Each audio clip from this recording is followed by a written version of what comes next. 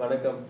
இன்னைக்கு பேஷண்ட்ஸ்லாம் நிறைய பேர் வந்துட்டு ரூட் கேனலோட ஒரு காஸ்ட்டை பார்த்து குழம்பிடுறாங்க. ஒரு கிளினிக்கில் ரூ. 2000 இருக்குது, ஒரு கிளினிக்கில் 2500 இருக்குது, ஒரு கிளினிக்கில் 3000 இருக்குது, 3500 இருக்குது, 4000 இருக்குது, 5000 இருக்குது, 10,000 வரைக்கும் ரூட் கேனல்ஸ் இருக்குது. ஸோ ஏன் இந்த காஸ்ட்டில் டிஃப்ரென்சஸ் வருது? அதே மாதிரி பேஷண்ட்ஸ் எல்லாருக்கும் தெரிஞ்ச ரூட் கேனால் காஸ்ட், இதுக்கு நடுவில் காஸ்ட்டில் நிறைய டிஃப்ரென்சஸ் வருதுல்ல. இந்த ரெண்டு மட்டும் தான் தெரியும். ரூட் கேனால்னு ஒரு ட்ரீட்மெண்ட் இருக்குது, அதோட காஸ்ட்டில் நிறைய டிஃப்ரென்சஸ் இருக்குது. ஏன் இந்த காஸ்ட் வருது, எதனால் காஸ்ட் இன்க்ரீஸ் ஆகுது, ஒவ்வொரு கிளினிக்கில் ஏன் வித்தியாசங்கள் வருது, அதே மாதிரி இதை பயன்படுத்திக்கிட்டு ஒரு சில பிடிஎஸ் இல்லை எம்டிஎஸ் படித்த குவாக்ஸ், ஆமாம் ஏமாத்துறவங்களுக்கு குவாக்குன்னு தான் சொல்ல முடியும். பிடிஎஸ் படிச்சிட்டா என்ன, எம்டிஎஸ் படிச்சிட்டா என்ன, ஏமாத்துற குவாக்ஸு எப்படி பண்ணுறாங்க, எப்படி அதை பயன்படுத்திக்கிறாங்க அப்படின்னு சொல்லிட்டு பார்த்துருவோம். இந்த ரூட் கேனாலில் ரொம்ப பேசிக்கான வந்து இந்த கே ஃபைல்ஸ்ன்னு சொல்லுவாங்க. இது பாருங்கள், கே ஃபைல்ஸ்ன்னு சொல்லிட்டு இது மாதிரி செட்டாக இருக்கும். கே ஃபைல்ஸ், இதுதான் கே ஃபைல்ஸ், ஓகேவா? ஸோ இந்த மாதிரி கே ஃபைல்ஸ் இருக்கும். ஸோ இந்த ஃபைல்ஸ் தான் இருக்கிறதுலே லோவஸ்ட்டு காஸ்ட் ஃபைல்ஸு. இதை மட்டும் வச்சு கூட ரூட் கேனாலாக பண்ணிட முடியும். ஸோ இந்த ரூட் கேனாலில் ரொம்ப லோவஸ்ட் காஸ்ட், இதை ஒரே ஒரு ஃபைலை வச்சுட்டு அதை கரெக்டாக வச்சா 0.2 டேப்பர்னு சொல்லுவாங்க, ரொம்ப லீனாக இருக்கும். அதை வச்சு கூட ரூட் கேனல் கம்ப்ளீட், அப்போ 2000 கூட பண்ண முடியும். ஸோ அதுக்கு அடுத்தது ரோட்ரி ஃபைல்ஸ். மோஸ்ட் காமனாக எல்லா கிளினிக்லேயுமே ரோட்ரி ஃபைல்ஸை வச்சு தான் ட்ரீட்மெண்ட் கொடுப்பாங்க. ஸோ ரோட்ரி ஃபைல்ஸை பொறுத்த வரைக்கும் உங்களோட காஸ்ட்டு இன்க்ரீஸ் ஆகும். ஸோ இந்த மாதிரி ஃபைல்ஸ் வந்து காஸ்ட்லி. ஒவ்வொரு பேஷண்ட்டுக்கும் ஒரு 3 இல்லை 4 ஃபைல்ஸ் தேவைப்படும். ஸோ இந்த ஃபைல்ஸ்லாம் வந்து கம்பேரிட்டிவ்லி காஸ்ட்லி. இதிலே நிறைய கம்பெனிஸ் இருக்குது. ஸோ இந்த ஃபைல்ஸை இந்த மாதிரி எண்டோமோட்டரில் போட்டு யூஸ் பண்ண வேண்டியிருக்கும். ஸோ இருக்கிறதுலே பெஸ்ட்டு ஃபைல்ஸ் ரோட்ரியில் வந்து ப்ரோடேப்பர்ஸ். ஸோ ப்ரோடேப்பர் ஒரு டாக்டரை யூஸ் பண்ணுறாரு அப்படின்னா நம்ம அவரோட காஸ்ட் ஆஃப் த ட்ரீட்மெண்ட் வந்து இன்க்ரீஸ் ஆக தான் செய்யும். அதுதான் இருக்கிற costliest and best files. So அந்த எல்லாராலையும் அஃபோர்ட் பண்ண முடியாதுன்றதால டென்டிஸ்ட் மெஜாரிட்டி ப்ரோடேப்பர்ஸ் இல்லாமல் எக்கனாமிக் ஃபைல்ஸ், இந்தியாவிலேயே மேனுஃபேக்சர் பண்ணுற ஃபைல்ஸை யூஸ் பண்ண ஆரம்பிச்சிருவாங்க. ஸோ அதை பொறுத்து காஸ்ட் வேரி ஆகும். அதே மாதிரி இப்போ பயோசெராமிக்னு வந்திருக்கு. பயோசெராமிக்னா உள்ளார அடைக்கும் போது யூஸ் பண்ணுற ஒரு மெட்டீரியல். அந்த மெட்டீரியலை பொறுத்த வரைக்கும் அது 1000 ரூபாயில் ஆரம்பித்து 5000 வரைக்கும் கூட நல்ல குவாலிட்டியான மெட்டீரியல் இருக்குது. ஸோ பயோசெராமிக் உங்களுக்கு யூஸ் பண்ணுறாங்களா, ரெகுலராக அது யூஸ் பண்ண மாட்டாங்க. ஒரு சில கிளினிக்ஸில் பயோசெராமிக் யூஸ் பண்ணுறாங்க. ஸோ அந்த மாதிரி யூஸ் பண்ணும்போது காஸ்ட் இன்க்ரீஸ் ஆகும். அதே மாதிரி ரப்பர் டேம் போட்டு பண்ணுறாங்களா, இது மாதிரி ஒவ்வொரு ஆளுக்கும் ஒரு ஷீட்டை போட்டு பண்ணுவாங்க. வாயில் இந்த மாதிரி ஒரு ஷீட் போட்டுருவாங்க. இது போடும்போது அந்த ரூட் கேனால் பண்ணுற ஹோல்குள்ளார எந்த சலைவா எச்சி போகாது. அதனால் பாக்டீரியல் இன்ஃபெக்ஷன் நடக்காது. உங்கள் வாயில் இருக்க இன்ஃபெக்ஷன் அந்த ஆசிட்டிக்குள்ளார போகாது. அதே மாதிரி ஒரு வேளை ஃபைல்ஸ்லாம் எதாவது பண்ணிக்கிட்டு இருக்கும்போது டக்குன்னு தடிக்கிட்டு உள்ளாரையே போகிறதுக்கு வாய்ப்பு ரொம்ப கம்மியாக இருக்கும். ஸோ ரப்பர் டேம் யூஸ் பண்ணுறாங்களா, ரப்பர் டேம் யூஸ் பண்ணும்போது அதுக்கு டெக்னிக் சென்சிட்டிவ், திரும்ப அதுக்கு தனி ட்ரைனிங் தேவை, ஓகேவா? அந்த ரப்பர் டேம் யூஸ் பண்ணி பண்ணுவோம். ஒரே ஒரு ஷீட் வந்து 60 ருபீஸ். ஸோ அதை உங்கள் வாயில் போடுறதுக்கு ஆகிற டைமு, இதை பொறுத்தும் டிஃப்ரென்சஸ் வரும். அதே மாதிரி எண்டோ ஆக்டிவேட்டர்னு லேட்டஸ்ட்டாக வந்திருக்கு. இதில் பிராண்டடான டென்ஸ்பிளேலாம் வாங்கினீங்கன்னா வெறும் 6000 ரூபாயில் ஆரம்பித்து 35,000 40,000 வரைக்கும் எண்டோ ஆக்டிவேட்டர்ஸ் இருக்குது. இது இல்லாமல் அபெக்ஸ் லொக்கேட்டர்னால் அவங்க வேரோட ஆழத்தை கண்டுபிடிக்கிறதுக்கு, கரெக்டாக கண்டுபிடிக்கிறதுக்கு, அதுவும் 6000 ஆரம்பித்து 60,000 வரைக்கும். எண்டோமோட்டர்ஸ் யூஸ் பண்ணுற எண்டோமோட்டர், இதுவும் 6000 ஆரம்பித்து 1,25,000 வரைக்கும் அபெக்ஸ் லொக்கேட்டர்ஸ் இருக்குது. எந்த டைப் ஆஃப் எக்யூப்மெண்ட்ஸு டாக்டர் வச்சுருக்காரு, அதே மாதிரி உங்கள் வாயில் யூஸ் பண்ணும்போது என்னென்ன குவாலிட்டியில் யூஸ் பண்ணுறாரு, குவாலிட்டி அதிகமாகிக்கிட்டே போகிறாரு. ப்ரோடேப்பர் ஃபைல்ஸ் யூஸ் பண்ணுறாரு, ப்ரோடேப்பர் ஃபைல்ஸ் யூஸ் பண்ணால் அதுக்கேற்ற ஜிபி வாங்குறாரு. அது ஜிபினா உள்ளார அடிக்கிறதுக்கு யூஸ் பண்ணுற மெட்டீரியல். ஸோ அந்த மாதிரி வாங்கும்போது டாக்டருக்கு காஸ்ட் வந்து இன்க்ரீஸ் ஆகும். அவர் என்ன நினச்சி வாங்குவார், நம்ம பேஷண்ட்ஸுக்கு நல்ல குவாலிட்டி கொடுக்கணும், பெஸ்ட்டாக பண்ணணும் அப்படின்னு நினச்சி டாக்டர் வாங்குவார். ஆனால் பேஷண்ட்ஸு அதை புரிஞ்சிக்காமல் அந்த கிளினிக்கில் 2000 ரூபாய்க்கு சொன்னாங்க, நீங்கள் 4000 ரூபாய்க்கு சொல்கிறீங்க அப்படின்னா அப்போ அவரோட மனநிலை என்ன ஆகும்? இந்த மாதிரி ஆர்கியூமெண்ட்ஸ் வரும்போது இதுக்கெல்லாம் செட்டே ஆகாது, இதெல்லாம் தேத்தையே முடியாதுன்னு சொல்லிட்டு அவரும் அதே மாதிரி கம்மியான விலையில் கம்மியான குவாலிட்டிக்கு இறங்க ஆரம்பிச்சிடுவார். ஒரு சிலவங்க அந்த ஸ்டாண்டர்ட் கொடுக்கணும்னு நினைப்பாங்க.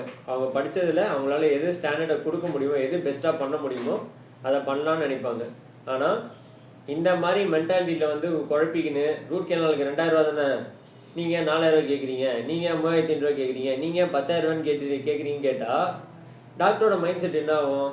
சொல்கிறது வேஸ்ட்டு, சொன்னாலும் புரியாது, ஒவ்வொரு ஆள்கிட்டையும் என்னால் ஆர்கியூ பண்ண முடியாது, அதனால் நானும் அதே லெவலுக்கு இறங்கிடுறேன். நல்ல குவாலிட்டியை பற்றிலாம் பேசினா புரியாது. பேஷண்ட்ஸ் யாருக்குமே டாக்டர் என்ன பிராண்ட் யூஸ் பண்ணுறாரு, என்ன குவாலிட்டி யூஸ் பண்ணுறாரு எதுவுமே தெரியாது. உங்களுக்கு தெரியாதுன்னு சொல்லிட்டு எல்லா டென்டிஸ்ட்க்கும் தெரியும். அந்த டாக்டரோட மனநிலை என்ன இருக்குன்னா, என் பேஷண்ட்டுக்கு நான் பெஸ்ட்டாக பண்ணணும், குவாலிட்டியாக பண்ணணும்னு நினைப்பார் ஒரு டாக்டர். ஸோ அவர் என்ன பண்ணால் எல்லாமே பிராண்டடாக நல்ல குவாலிட்டியாக யூஸ் பண்ணுவார். அதே மாதிரி கொஞ்சம் கூட யூஸ் அண்ட் த்ரோ ப்ராடக்ட்ஸை உடனே கொஞ்சோண்டு வேஸ்ட் ஆயிருந்தாலும் தூக்கி போட ட்ரை பண்ணுவார். அப்போ அவரோட காஸ்ட்டு இன்க்ரீஸ் ஆகும். அதே மாதிரி ரீசெண்டாக எண்டோ மைக்ரோஸ்கோப்னு வந்திருக்கு. ஸோ மைக்ரோஸ்கோப்போட விலை 18 lakhs. 18 lakhs அடியில் உங்கள் பல்லை வச்சுட்டு அந்த பல்லை அதில் ஆசிட்டி பண்ணுவாங்க. ஸோ எக்ஸ்ட்ரா கெனால்ஸ் இருக்குது, இல்லை ரொம்ப கஷ்டமான கெனாலாக இருக்குது, உள்ளார ஃபைல் உடச்சிக்கிச்சு, அப்படி இல்லைன்னா மைக்ரோஸ்கோப் அடியில் வச்சோமா ப்ராப்பராக தெரியும். ஸோ அப்படி 18 லட்ச ரூபாய்க்கு மைக்ரோஸ்கோப் வச்சு ஒரு டாக்டர் பண்ணார்னா அப்போ 10,000 சார்ஜ் பண்ணலாமா, சார்ஜ் பண்ணக்கூடாதா? அதுக்கு ஸ்பெஷல் ட்ரைனிங் தேவை. அதுக்காக அவர் தனியாக ஃபெலோஷிப்போ இல்லை ஸ்பெஷல் ட்ரைனிங்கோ எடுத்துகிட்டு வந்திருப்பார். ஸோ அந்த மாதிரி இருக்கும் போதும் உங்களோட காஸ்ட் இன்க்ரீஸ் ஆகும். இது இல்லாத டாக்டர் எம்டிஎஸ்ஸா பிடிஎஸ்ஸா? எம்டிஎஸ் இன் என்ட்ரோனானிக்ஸ் படிச்சிருக்காரு, ஆர்சிட்டிக்காகவே 3 வருஷத்துக்கு தியாகம் பண்ணி படிச்சிருக்காருன்னா அப்பயும் உங்கள் காஸ்ட்டை அவர் கொஞ்சம் எக்ஸ்ட்ரா காஸ்ட் கொடுத்தானே உங்ககிட்ட எக்ஸ்ட்ரா சார்ஜ் தானே பண்ணுவார். இது இல்லாமல் எந்த எந்த ஊரில் அந்த கிளினிக் இருக்குன்றதை பொறுத்தும் இருக்குது. டயர் 1 சென்னை மாதிரி tier 1, tier 2, tier 3 city, Pondicherry மாதிரி டயர் 3 சிட்டிஸா, அதை பொறுத்தும் காஸ்ட்டில் டிஃப்ரென்சஸ் வரலாம். ஸோ மேஜர் டிஃப்ரென்ஸ் எந்த ஊரில் இருக்காருன்றதை பொறுத்தும் இருக்கும். அதே மாதிரி இன்ஃப்ராஸ்ட்ரக்சர், இந்த எக்யூப்மெண்ட்ஸ் மட்டும் அவரோட இன்ஃப்ராஸ்ட்ரக்சர் இல்லை, அவர் என்ன மாதிரியான என்விரான்மெண்ட்டில் இருக்கார், உங்களுக்காக அந்த என்விரான்மெண்ட் எப்படி மாற்றி வச்சிருக்காரு. அவர் டென்டிஸ்ட்டில் பெஸ்ட்டாக பண்ணணும்னு நினைப்பார். அவர் என்ன பண்ணுவார், ப்ராப்பராக எல்லாத்தையும் பண்ணுவார், இன்ஃப்ராஸ்ட்ரக்சர் ப்ராப்பராக டெவலப் பண்ணி வச்சுருப்பார், ப்ராப்பர் எக்யூப்மெண்ட்ஸ் வச்சுருப்பார். இப்படி வச்சிருக்கிறவரோட மனநிலை என்ன இருக்கும், காஸ்ட் அதுக்கு ஏற்ற மாதிரி கொடுத்தா தானே அவர் சர்வே ஆக முடியும். உங்களுக்கு பெஸ்ட்டை கொடுக்குறாருல. ஸோ காஸ்ட் ஆஃப் த ட்ரீட்மெண்ட்டை பொறுத்த வரைக்கும் ஆர்சிடின்றது ஒரு வேர்டு தான் உங்களுக்கு தெரியும், ரூட் கேனால் ட்ரீட்மெண்ட், வேசிக்ஸ்ன்றது மட்டும்தான் உங்களுக்கு தெரியும். அதோட காஸ்ட்டு கம்ப்ளீட்லி யூஸ் பண்ணுற மெட்டீரியலோட குவாலிட்டி, யூஸ் பண்ணுற எக்யூப்மெண்ட்டோட குவாலிட்டியை பொறுத்து நிறையா டிஃப்ரென்சஸ் இருக்குது. அதான் சொல்கிறேன்ல, ஒரு எண்டோமோட்டோ 6,000 ரூபாயில் ஆரம்பித்து 1,25,000 வரைக்கும் இருக்குது. எந்த எண்டோமோட்டரை வச்சு யூஸ் பண்ணார்? உங்களுக்கு யூஸ் பண்ணுற வாயில் யூஸ் பண்ணுற ஃபைல்ஸ் இருக்கே, அது எந்த குவாலிட்டியான ஃபைல்ஸ் யூஸ் பண்ணுறாரு? இது எல்லாத்த பொறுத்தும் புதுசாக லேட்டஸ்ட் எக்யூப்மெண்ட்ஸ் வந்துக்கிட்டே இருக்குது. ஓகேவா? அந்த எக்யூப்மெண்ட்ஸ்லாம் யூஸ் பண்ணோமா, அந்த எக்யூப்மெண்ட்ஸ்லாம் ஒரு டாக்டர் வாங்கி வைக்கிறாரு. ஒரு டைம் ஆர்சிடிக்காக அவர் சாக்ரிஃபைஸ் பண்ணி அந்த புது எக்யூப்மெண்ட்ஸை வார்ம் கட்டப்பச்ச கண்டென்சர் புதுசாக வந்துக்கிட்டே இருக்குது. எல்லா எக்யூப்மெண்ட்டும் ஒரு டாக்டர் வாங்கி வைக்கிறாருன்னா அப்போ அதுக்கான காஸ்ட்டு கொடுத்தா தானே பண்ண முடியும்.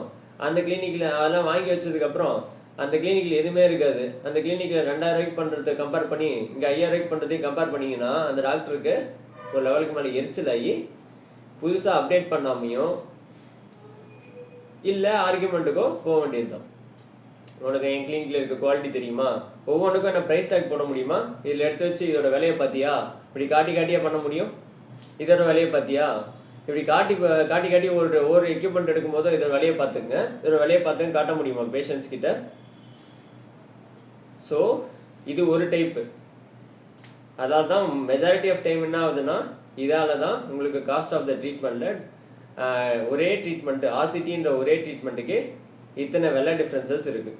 ரப்பர் டேம் போட்டு பண்ணுவார். ஃபார் எக்ஸாம்பிள் எண்டோ மைக்ரோஸ்கோப் கடியில் பண்ணுறாரு அப்படின்னா அது ஒரே ஒரு பல்ல தான் பார்க்க முடியும், வாயே தெரியாது. ஸோ அவர் ஃபைல் எங்கன்னா எடுத்துகிட்டு போக தொண்டையில் என்ன பண்ணுறதுக்கு ரப்பர் டேம் போட்டே ஆகணும். ஸோ அதெல்லாம் டைம் கன்சியூமிங். அதே மாதிரி அவர் அது எஃபிஷியண்ட்டாக இருக்கார். அது ஒன்றும் சாதாரண ட்ரைனிங், அதுக்காக போய் ஸ்பெஷல் ட்ரைனிங் எடுத்துக்கிறாரு. இதுக்கு நடுவில் ஒரு குரூப் இருக்குது, டென்டல் குவாக்ஸ். ஸோ அந்த குவாக் என்னென்ன பண்ணுறது, டூப்ளிகேட்ஸ். அவங்க தான் பெரிய பிரச்சனையே. அந்த கிளினிக்கில் 10,000 ரூபாய்க்கு பண்ணார், அந்த கிளினிக்கில் 10,000 ரூபாய்க்கு பண்ணான்னா அந்த டாக்டர் எல்லா எக்யூப்மெண்ட்ஸும் வச்சுருந்தாரு. நீ எந்த எக்யூப்மெண்ட்டும் வச்சு இல்லாமல் 10,000 ரூபான்ற ப்ரைஸ் டேக்கு பேஷண்ட்டுக்கு தெரியுன்றதுக்காக நானும் அதே 10,000 ரூபா வாங்குவேன். ஆனால் நான் கொடுத்த குவாலிட்டி 2,000 ரூபாய்க்கு கூட வராது. அதுதான் பெரிய பிரச்சனையே. அதே மாதிரி மேலே வைக்கிற பிசிஎஸ்னால் மேலே பெர்மனெண்ட்டாக ஃபில் பண்ணணும். ரூட் கேனால் பண்ணிவிட்டு ரூட் கேனால் வச்சு ஃபில் பண்ண வெறும் ஜிஎஸ்சி வச்சு ஃபில் பண்ணாரா, கம்மியான குவாலிட்டியில் ஜிஎஸ்சி கிடைக்கும். அதை வச்சு ஃபில் பண்ணாரா, இல்லை கம்போசிட் ஃபில்லிங் பண்ணாரா, கம்போசிட்லேயே இருக்கிற நல்ல குவாலிட்டி வச்சு ஃபில் பண்ணாரா, இதெல்லாம் பொறுத்தும் உங்கள் ரூட் கேனலோட காஸ்ட்டில் வேரியேஷன்ஸ் வரும். ஒரு சில குவாக்ஸ் என்ன பண்ணுவாங்க, மேலே இருக்கிற ஜிங்க் ஆக்சைடு அந்த மேலே டெம்பரரியாக ஃபில் பண்ணியிருப்பாங்க. அந்த டெம்பரரி ஃபில்லிங் மேலே கேப்புக்கு அளவு வருது, கேப்பு போட்டு விட்டு. ஏன்னா உங்களுக்கு கண்டுபிடிக்க முடியாதுல்ல. நீங்கள் எல்லாம் என்ன புரிஞ்சுக்கணுன்னா, நீங்கள் டாக்டரை நம்பி தான் போவீங்க. உங்களுக்கு எந்த பிராண்டும் தெரியாது, எந்த குவாலிட்டின்னு தெரியாது. இதை பயன்படுத்த ஒரு சில குவாக்ஸ் இருக்க தான் செய்வாங்க. நல்ல குவாலிட்டி கொடுக்குறவங்ககிட்டையும் நீங்கள் அதே மாதிரியான வார்த்தைங்களை யூஸ் பண்ணிக்கிட்டு, எனக்கு விலை தான் தெரியும், அந்த கிளினிக்கில் 2000 ரூபா, நீங்கள் 5000 ரூபா சொல்கிறீங்க, நீங்கள் 10,000 ரூபா சொல்கிறீங்கன்னா, ஸோ உங்கள் அறியாமைக்கு நாங்கள் என்ன பண்ண முடியும்?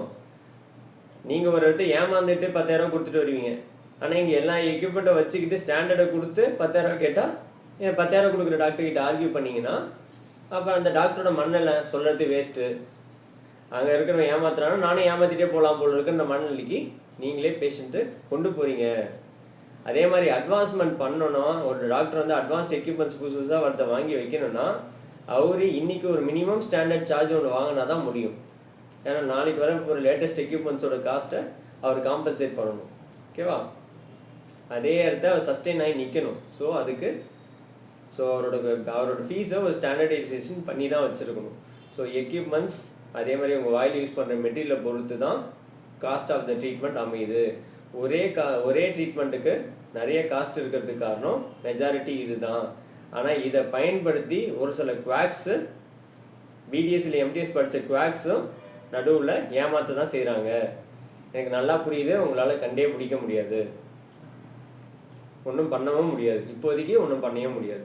ஸோ முடிஞ்ச அளவுக்கு ஏமாறாமல் தப்பிச்சிங்க. நல்ல டாக்டர்கிட்ட போங்க. நல்லா பேசுகிறவங்களாம் நல்ல டாக்டர் கிடையாது. யார் ஸ்டாண்டர்ட் எக்யூப்மெண்ட்ஸ் வச்சுருக்காங்கன்றதை கண்டுபிடிச்சிட்டு போகிறது தான் நல்லது. ஆனால் அது கொஞ்சம் கஷ்டமான வேலை தான். தேங்க்யூ.